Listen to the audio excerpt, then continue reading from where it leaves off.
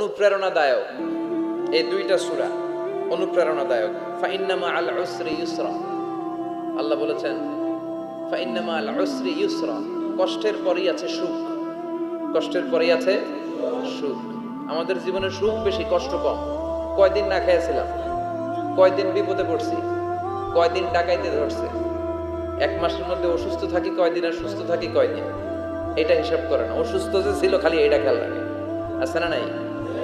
তার মানে ইন্না মাআল উসরি ইউসরা, দুঃখের পরে আছে সুখ, মোটিভেশন, প্রাণটা আবার উদ্বেলিত হয়ে ওঠে। তাই তো আসলে তো দুঃখের পরে সুখ। এজন্য কষ্ট যখন পাবেন, অসুস্থ যখন হবেন, ওইখানেও আনন্দ করবেন, কারণ সামনে আরাম আসতেছে। সুবহানাল্লাহ পড়েন। মুমিনের হারাবার কিছু নাই, দুঃখ পাওয়ার কিছু নাই। মুমিন অসুস্থ হলে অসুস্থতার মাধ্যমে তার রোগের মাধ্যমে তার গুনাহ ঝরে যায়, সে আল্লাহর কাছে প্রিয় হয়ে ওঠে। তা আমাদেরকে কেউ হারাইতে